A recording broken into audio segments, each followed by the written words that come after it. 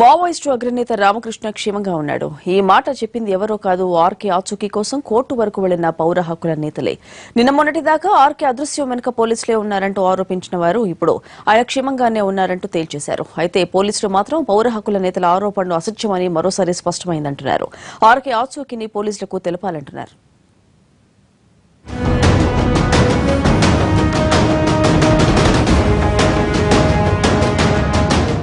ఏఓబీలో encounter జరిగిన తర్వాత అగ్రనేత ఆర్కే మాయం కావడం తీవ్ర చర్చకు దారితీసింది. ఎన్కౌంటర్ పూటకమన్న మావోయిస్టు సానుభూతి పరులు, పౌర హక్కుల నేతలు ఆయన పోలీస్ కస్టడీలోనే ఉన్నారని ఆరోపించారు. మరికొందరైతే ఆర్కేను పోలీసులు చంపేశారని కూడా అనుమానాలు వ్యక్తం చేశారు. పోలీసులు వెంటనే ఆయన ఆచూకీ బయటపెట్టాలని డిమాండ్ చేశారు. కోర్టుకు కూడా వెళ్లారు. పోలీసులు ఈ ఆరోపణలను ఖండిస్తున్నా వారు మాత్రం అనుమానాలు వ్యక్తం చేస్తూనే వచ్చారు. వారం రోజుల తర్వాత రామకృష్ణ ఆచూకీపై ఇప్పుడు స్పష్టత వచ్చింది. ఆయన క్షేమంగానే ఉన్నారంటూ మావోయిస్టు సానుభూతి పరులు, పౌర హక్కుల సంఘాల నేతలకు ఊపందింది. ఈ విషయాన్ని వరవర్రావు ఓ ప్రకటనలో తెలిపారు. ఎన్కౌంటర్ జరిగినప్పటి నుంచి గ్రేహౌండ్స్ దళాలు అడవులను జల్లెడపడుతున్నాయని, ఎప్పటికైనా పోలీసులు కూంబింగ్ ను ఆపేయాలని వరవర్రావు కోరారు. మావోయిస్టుల ఆచూకీ కోసం ఆదివాసీలను పోలీసులు వేధిస్తున్నారని ఆరోపించారు.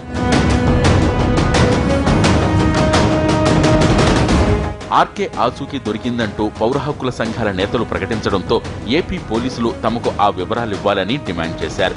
ఆర్కే ఆచూకీ విషయంలో పోలీసులపై తీవ్రస్థాయిలో దుష్ప్రచారం జరిగిందని ఆరోపించారు ఆంధ్రప్రదేశ్ డీజీపీ సాంబశివరావు. చివరకు తమ వద్ద ఆర్కే లేడన్న నిజం తేలిపోయిందన్నారాయన. ఇప్పటికైనా ప్రజా సంఘాలు ఇలాంటి అసత్య ఆరోపణలు మానుకోవాలని హితవు పలికారు. గత 20 ఏళ్లుగా పౌర సంఘాల నేతలు ఇలాంటి అసత్య ఆరోపణలు ఎన్నో చేశారంటూ మండిపడ్డారాయన. ఇప్పుడు మరోసారి ఆర్కే విషయంలో నిరూపించారని తెలిపారు. ఆర్కేపై అనేక కేసులు ఉన్నందున పౌర హక్కుల నేతలు తమకు సహకరించి ఆర్కేను పట్టుకునేందుకు సహాయపడాలని కోరారు. ఆర్కే ఆచూకీ తెలపాలంటూ ఆయన భార్య శిరీష వేసిన హెబియస్ కార్పస్ పిటిషన్పై విచారణను కోర్టు 2 వారాలు వాయిదా వేసింది.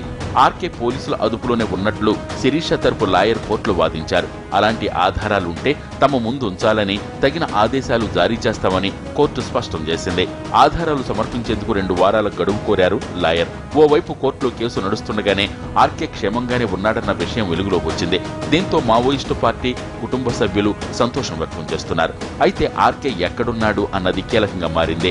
ఇటు మావోయిస్టులు, అటు పోలీసులు ఆర్కే ఆచూకీపై ఆరా తీస్తున్నారు.